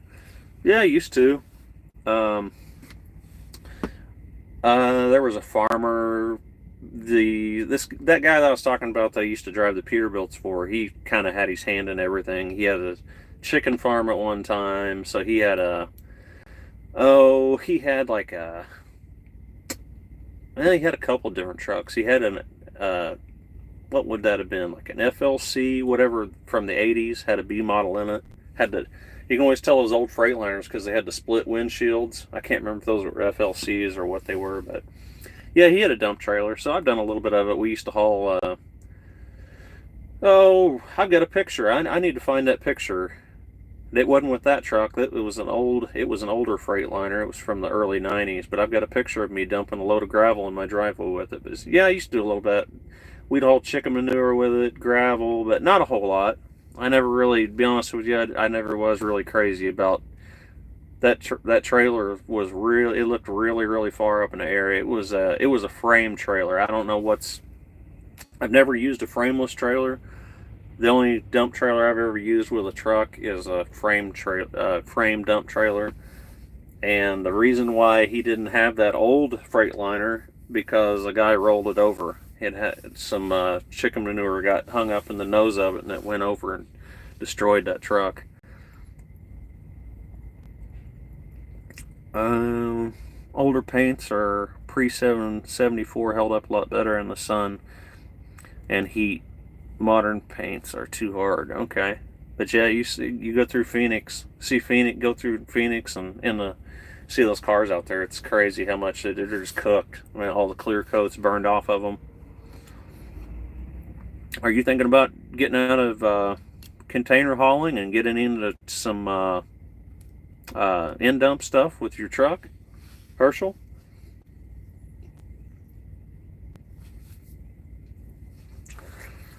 I know I'd want to be, I guess because I was always probably ultra paranoid about it because of that one truck had rolled over. So I always made sure that thing was on darn flat ground before I ever dumped it. And really, I probably didn't breathe the whole time it was up in the air. So I never did a whole lot of it, never was crazy about it. And no, I'm the wrong guy to ask when it comes with that. Yeah, you are actually 1 or 2 days a week. Oh, that's all you're working? You're only working 1 or 2 days a week? You may want to get your own authority. You've already got a truck, and it wouldn't be so much of a leap for you to get your own authority and run local stuff.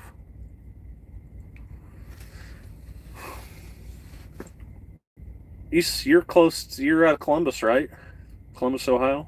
That'd be a good place. You could run up to, especially in the summer, run up to Akron or Cleveland, back and forth. You could probably go from Columbus to Cleveland, make a good living doing that. Kind of suck in the wintertime, though. I wonder why they're so slow.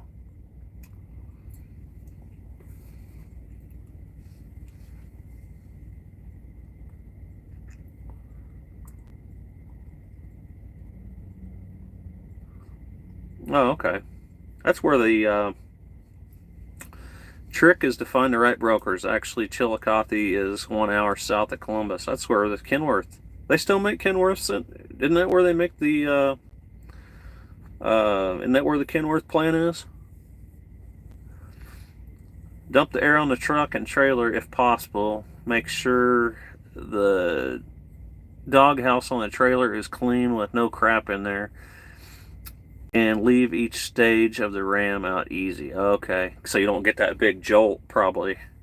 Kenworth Manufacturing is 10 minutes from the house. Okay. Well, that'd be cool to haul parts in or out of there. I haul pack car stuff from, or I was hauling pack car stuff. I was hauling like truck hoods a lot out of Laredo back to Louisville for pack car. Yeah, I'm pretty sure that was an old dump trailer, and I'm pretty sure it was spring ride. But the guy that I worked for, he said he didn't know what had happened. They were dumping. That's what had happened. I think up there in the front of it, a bunch of that wet chicken manure had hung up into it, and he must have been on a slight, not flat ground, and it went over on him. And he said before the guy even told him what had happened, he knew it had went over. He said the guy looked like he didn't have any blood in his body. His face was so white, he looked like a ghost. That sucked. That was an awesome truck. Awesome truck. I actually drove that truck one time. I thinking it was 80. Was it 86 or 87? Somewhere in there. I think it was an FLC.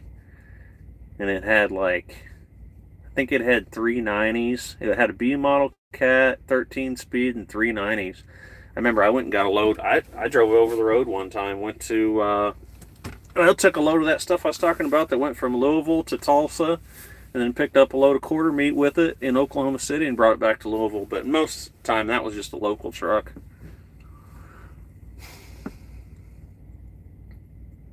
Ha! Used to be a rule you couldn't haul into Kenworth without a pack car truck. Now they don't care.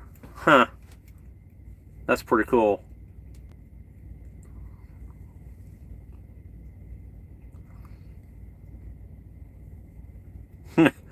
Yeah. That gives the cab a really bad whip crack when it takes the tractor over. Yeah. That's why he ended up selling the part. He ended up selling that thing. It caved the whole cab of it in, but it was a good parts truck. Somebody had bought that truck and just took the engine out of it and the transmission and the rear ends. I mean, it was still a good parts truck, but it was a shame. Such a good local truck. It used to be a gas hauler. A local gas station owned that truck before before that guy did, and that's what it hauled, gas local, most of its life. That would be an FLC. A guy I know in Columbus still has one with the big cam Cummins and still running containers with it. Yeah, yeah, they're cool trucks. I really like that truck. Yeah, I like it because they got the split windshields in them, and yeah, they're in much out. I remember coming back with that load of meat on 44. Like, it wasn't the fastest truck in the world. Say, I think with can't remember if it had tall, it probably had tall rubber on it. So, like, say 60, probably 65 mile an hour would have been about 1600 on that truck. So, I mean, it was like a perfect 65 mile an hour truck. That's where, you know, those mechanicals kind of like to run right there at that 1600, or at least the B model I had. That's where, like, 1650, right there where they like to run at.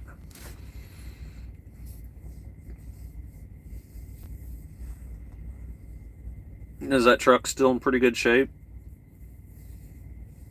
You know what year it is? I don't know what year they stopped making those, but I always liked driving it.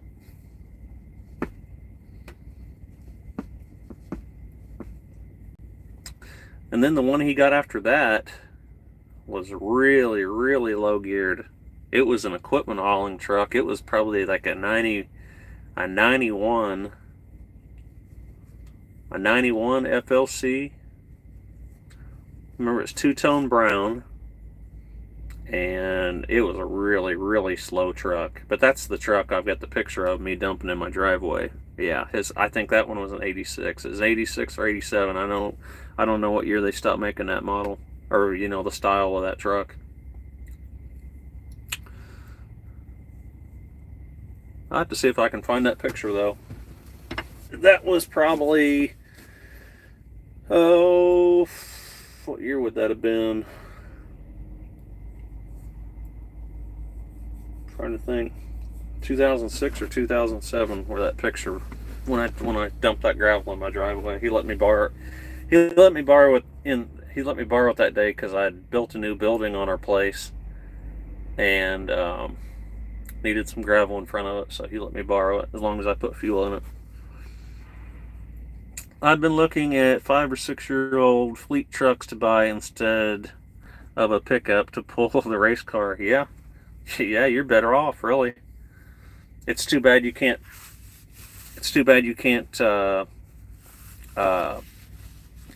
Find a single axle one very easy, but yeah, there's so many good deals out there right now. There's a lot of good deals on equipment. Jim Williams just jumped on all the way from Ohio. There's another Ohio for you guys. There's a couple guys on there from Ohio. That's my Uncle Jim. He lives in Germantown, Ohio.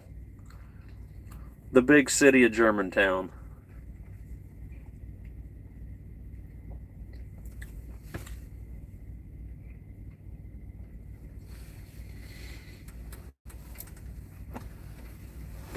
I'm still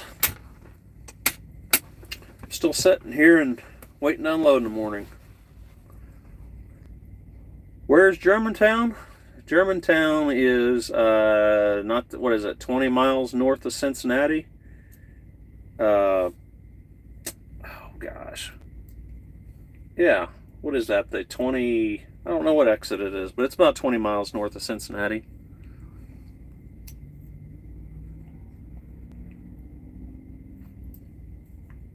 Beautiful downtown Germantown.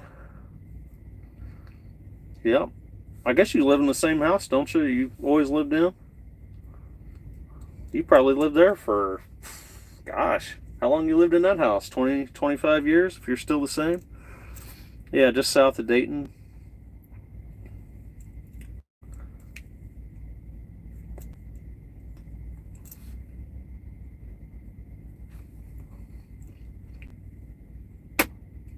"27 years, man, oh man. That's crazy. Time flies. I remember the little house the little bitty farmhouse you lived in there for a while. I think you just rented it. You know, yeah, I started to say, you know the house I'm talking about? I'm sure you remember. The little bitty farmhouse that you lived in there for a while. How long did you stay in that house? I think I only went to it one time.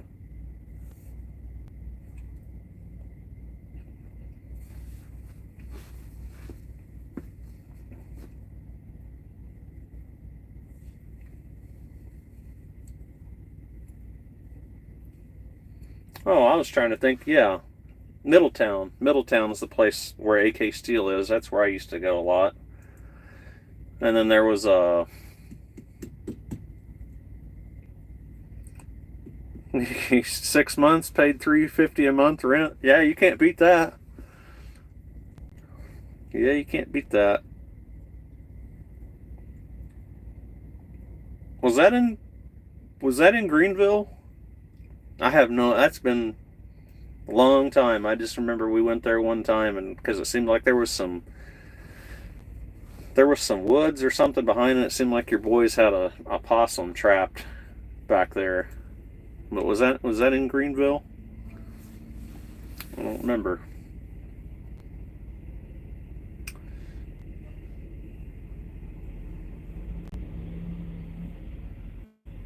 Oh, your cousin is an electrical engineer at AK Steel. Only job you ever had since college. Is that still AK Steel, or I thought they had changed names? But we used to take carbon dioxide in there for fire suppression. Yep, Greenville. I'm sure they were catching all kinds of critters. Yeah, I remember they had a possum trap back there, but I didn't know if that was Greenville or not. But I think AK Steel's changed names now. But that's in 2021. I hadn't been back there in a while, and I took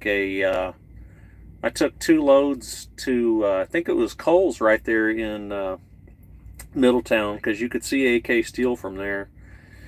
And I'd haul them out of Southern California to Middletown, drop my trailer, go back home, and it paid so good. I did 2 of those back to back. I was only home like, oh man, I don't know, probably 5-6 days that month. I did 2 of those back to back. I was getting road weary. They did change. I forget the new name. Okay. It's still referred by the locals as AK. Yeah. There's another one in Rockport, Indiana. It used to be AK Steel, and I think that's why I think that one's changed names. That was always a place that was either I think it's exit 29 right off the interstate, if I remember right. But that place, it was either dust or mud. It was never clean.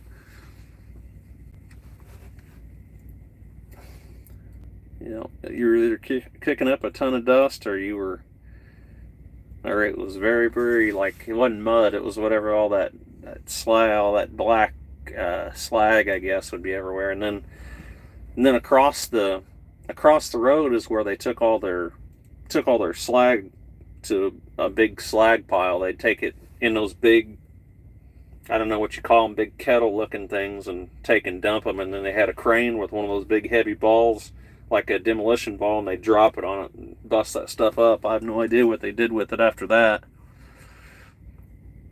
I used to do 2 or 3 trips a day from Vandalia Airport to Grove City, Ohio, with rental car turn-ins. Yeah, see, there's another. One of his boys lives in Vandalia, so they're scattered. There's one in Vandalia, then there's one in Troy, Ohio. Yeah, exit 29. Okay, that's what I thought it was.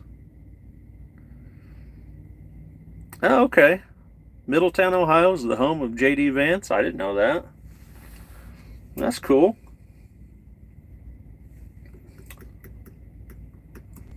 See, you learn something every day. I thought he was from Ohio, but I didn't know he's from Middletown.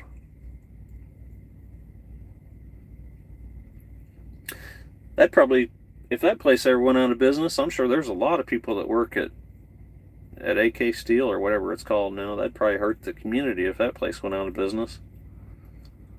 I don't see them going out of business, though. That place is probably grandfathered in, where the EPA or whatever wouldn't let you build a new one somewhere.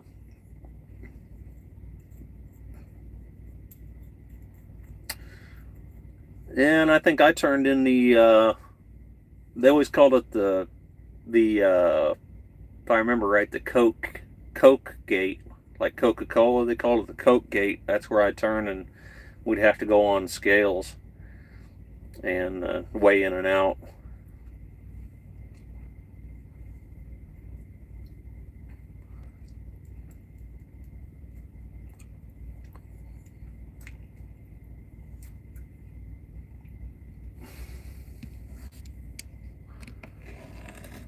Yeah, we've had the whole family on here. My mom was on here. Gib was on here.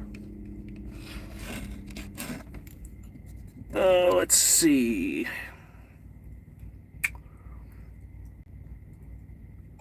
It really cut back from what it used to be. It really hurt the community when that happened. It's better now. Yeah, like when I started working in Washington, Indiana in 2009.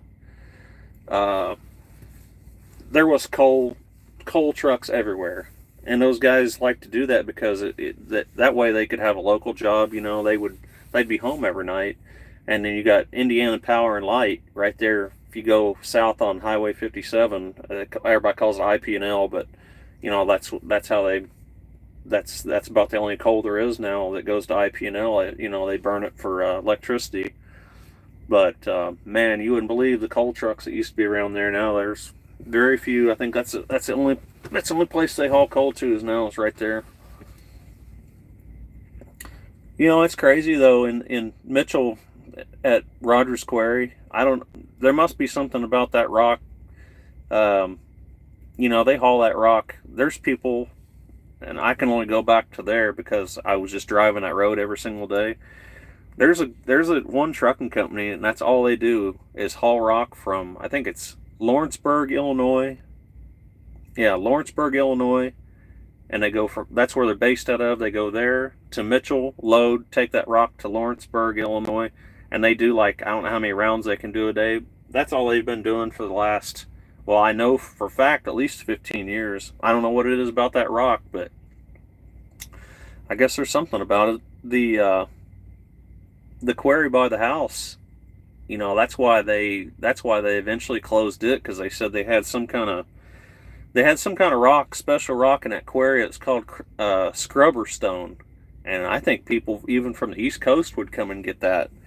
But they found another way. I think it was something to do with power plants or some kind of a smokestack. But anyway, they call it scrubber stone, and but I think that's why the quarry there by us eventually closed, because they lost that contract. I'm trying to think of what year that quarry. I remember hauling. They had a great big pile of 73s there that they were almost giving away. So this was probably in 2001 or 2002. That's the last time that quarry's been open. Okay, there you go.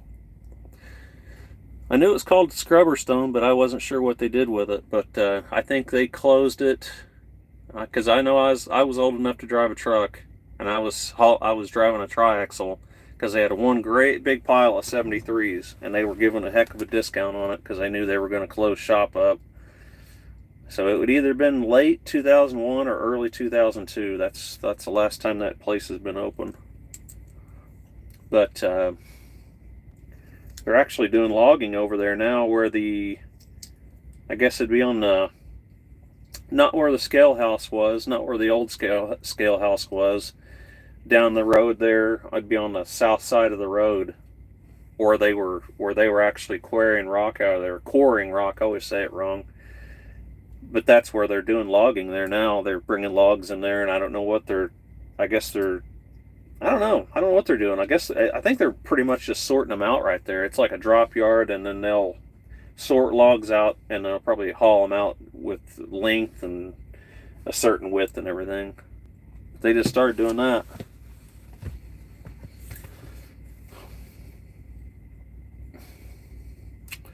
Anybody got anything else?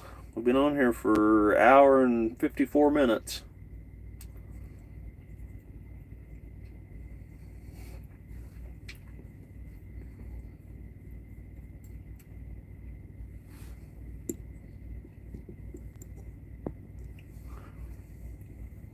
I wonder what they came up with other than that stone.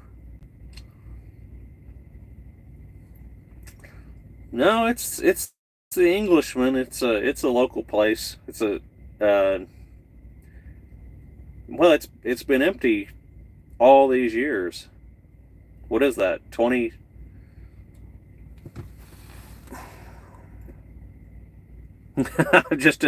I've just enjoyed hearing a voice other than my own. Yeah, it's okay if you hear voices as long as they don't talk back to you. Then you know you need to get some sleep. Um, and now they're not gonna. I don't think they're gonna saw them there unless they're just setting up for it. But that's what I was telling them earlier. One guy on here, he pulls containers, and he said they'll take loads of logs and put them in containers and take them to other countries. And I always, there's so many of those sawmills around us, you'd think we'd ran out of trees by now, but they seem to keep on cutting them up. Every Amish around me has a sawmill.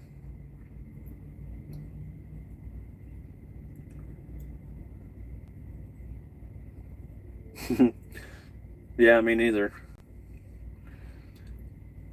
That's when anybody ever says anything about they hate electronic logs or anything. I was like, I don't really mind them that much because compared to how I used to work, you work less and you make more money now running legal. I think I kind of like the way it is now. You just got to be more of a planner now.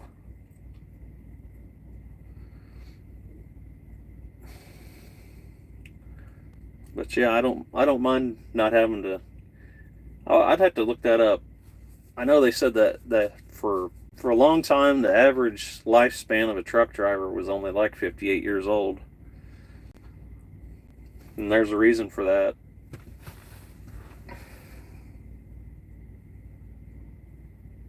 Oh my gosh. How are you working 95 hours a week?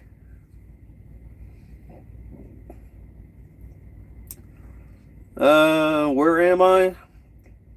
I am in, actually, that's funny you ask. I'm in Greenville, Texas. I'm just outside of Dallas.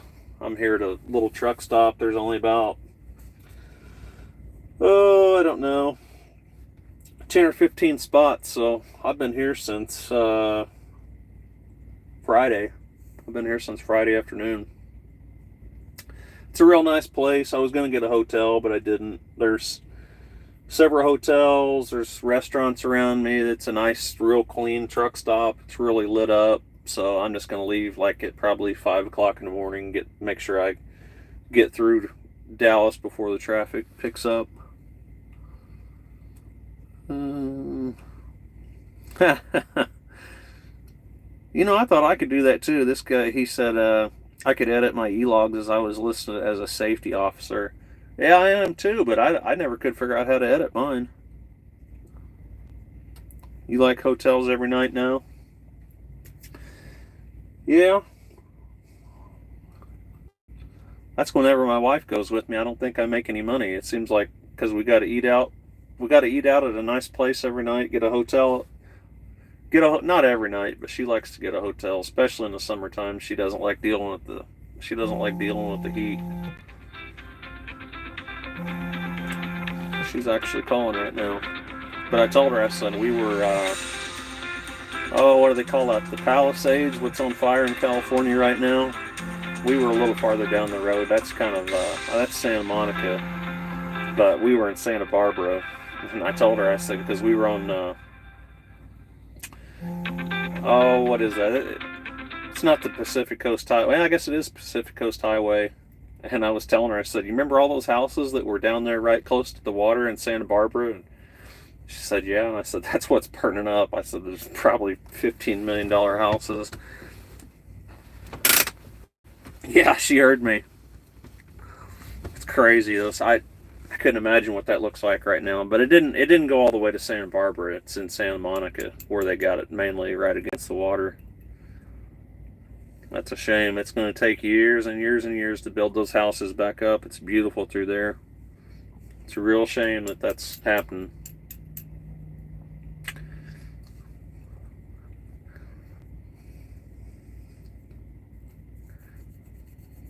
California is a beautiful place. I love going out there. I wouldn't mind living out there, but who could afford to live out there? Uh-oh. See you later. All right, we'll see you later. Yeah, I'm probably going to jump off here too. We've been on here for 2 hours unless somebody Yeah, I saw the hills by the Hollywood Sun were on fire too. It's crazy out there. Um, I know in 2018 I was down there. I picked up a load in Thousand Oaks. Gosh, why is that name of that highway has the 101? Yeah, I kept on wanting to say A1A like in Florida, but yeah, 101. So I was on the 101 and I picked up a load in Thousand Oaks, and the fire was right down to the road. Then it burned up. The wooden part where a guardrail starts, it had burned that, and the guardrail was falling off in the road. It burned up telephone poles, so it was pretty bad back then. There was a lot of fire. There was a lot of fire back then, but nothing like it is now. But yeah, we've been on here for 2 hours, and the wife's calling, so I think I'll better get off here unless somebody else has got something. Got 6 people on here. Appreciate everybody that came on here tonight and participated. So, all right. Oh, last time I was in Thousand Oaks, I got a fuel tank emptied. Yeah. How'd that happen? All right, Herschel, have a good week. Maybe we'll hear you on the radio. Hey, when are they doing that? I just signed up for the tribe thing. I just signed up for it this week. When is he doing that? When's he doing that live or whatever he does? When's the next one they're doing? Is it Tuesday or is it tomorrow? I wanted to try to be part of that. He may already jumped off here. I'll have to look it up. But yeah, I did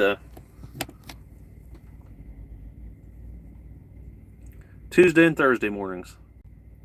Okay. I got you. All right. Yeah, I'm on there now. I think I'm following you now on there, Herschel. But yeah, Mike, I'm guessing a garden hose or someone that's yeah. I thought maybe you hit it on something and emptied it. Those Peterbilt tanks aren't hard to hit on something. I flattened the bottom of one time. I got off road a little bit, and they're not hard. You get off road with a 379, and it ain't hard to flatten the bottom of a fuel tank. A lot of them are flat on the bottom. It didn't cut a hole in it, but it flattened it out pretty good. All right, guys. Well, thanks a lot for being on here, and we're gonna call this one good. 10 Eastern. I will look you up, John. What is your name on there? John Penn. JOHNPENN. That's what I'm on under there. I have a Freightliner and 4 inches of ground clearance. Oh yeah. Well, you got the small tires and everything. Got to be careful with that too.